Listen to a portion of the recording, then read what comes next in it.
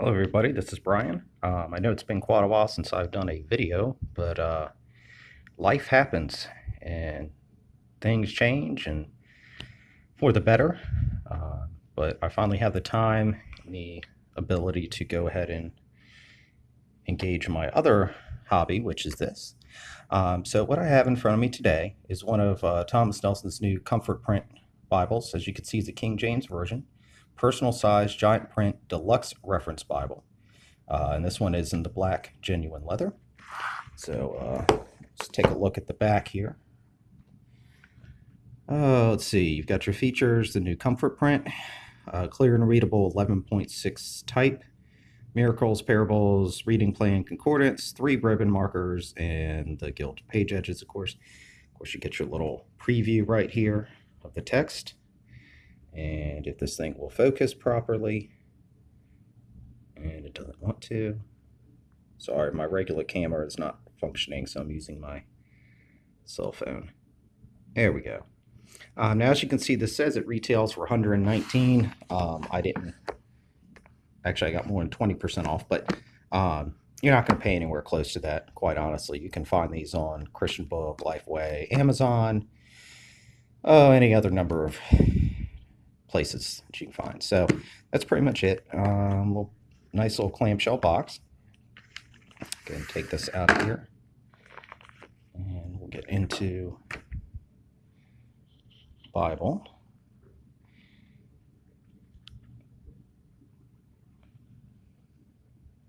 As I said, this is black, genuine leather, personal size. They are on the front. If you can see, it says Holy Bible. It's just stamped in there, which is very nice. This is perimeter stitched all the way around. You have black head and tail bands, nice 3 crimson ribbons, I recall. Very nice gilding all the way around. You have a decent little yap on there. And then on the spine, you have 5 of these raised hubs, ribs, whatever you want to call them. Holy Bible, the KJV logo, and the Thomas Nelson logo. And then that's pretty much it for the outside. On the back side, you do get, in the bottom little corner there, you get the little embossed ISBN number and whatever.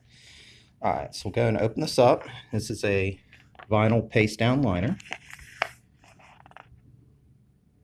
Let's see there.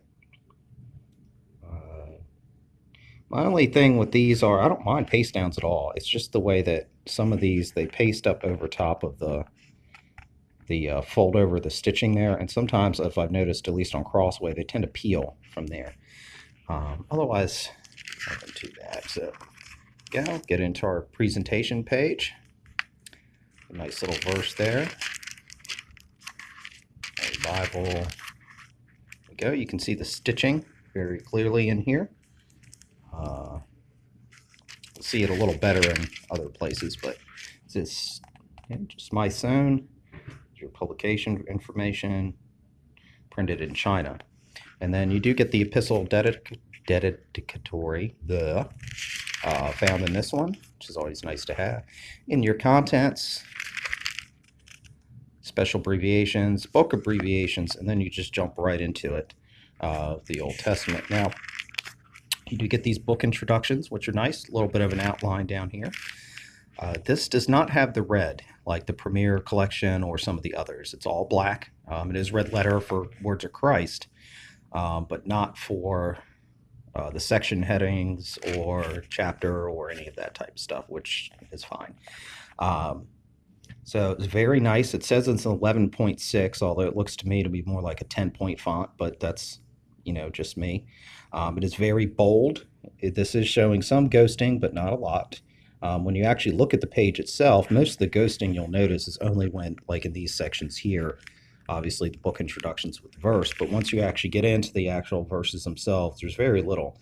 Now, this is supposed to be line matched, and it is to a point, I'd say about 95% of the time. But there are sections where you can even see here is not 100% line matched. Your references and all footnotes are down at the bottom of the page, much like Schuyler does, and even the ESV has started doing, although they put theirs over here in the corner.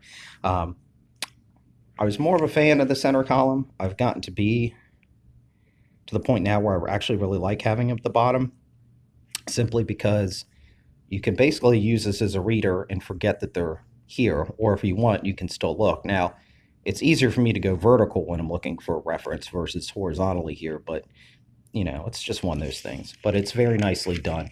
I like with Thomas Nelson because they do include alternate words, especially for some of the older King James English, which you don't get in a lot of the others. As you can see here at the top, you get your book information. You get the older style King James headings at the top of the page. You don't get the individual section headings throughout. Verse by verse format, obviously, it's pretty much standard in 99% of King James Bibles. So as you can see, it's very nicely done. And of course, we get into, let's see here.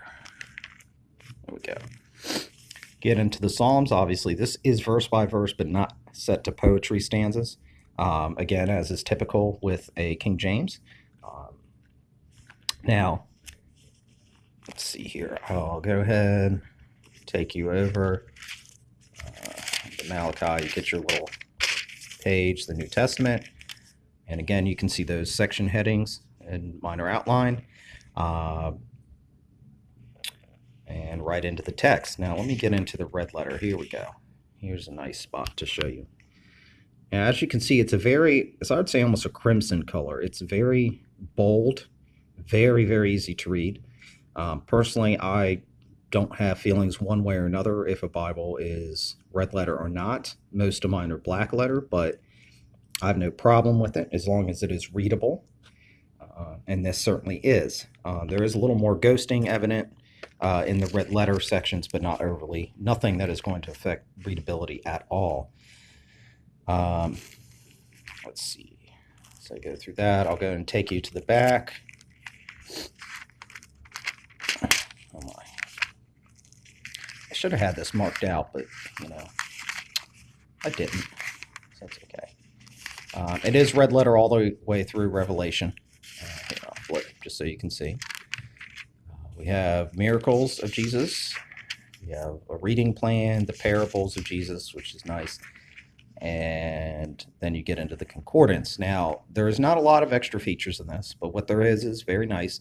The concordance is very good. I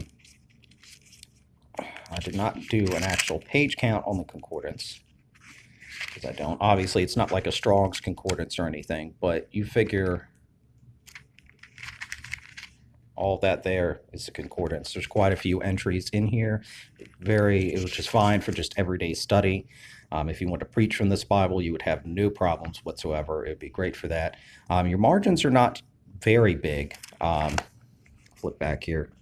But enough for a few little notes here and there. Of course, you do have space between the verses if you wanted to. The gutter space is pretty good. It doesn't fold too much into the gutter. And, this is fairly new, so it'll stretch out over time a little bit. Then, of course, you get your 8 maps. 1, 2, 3. Standard Thomas Nelson fare, which are pretty nice.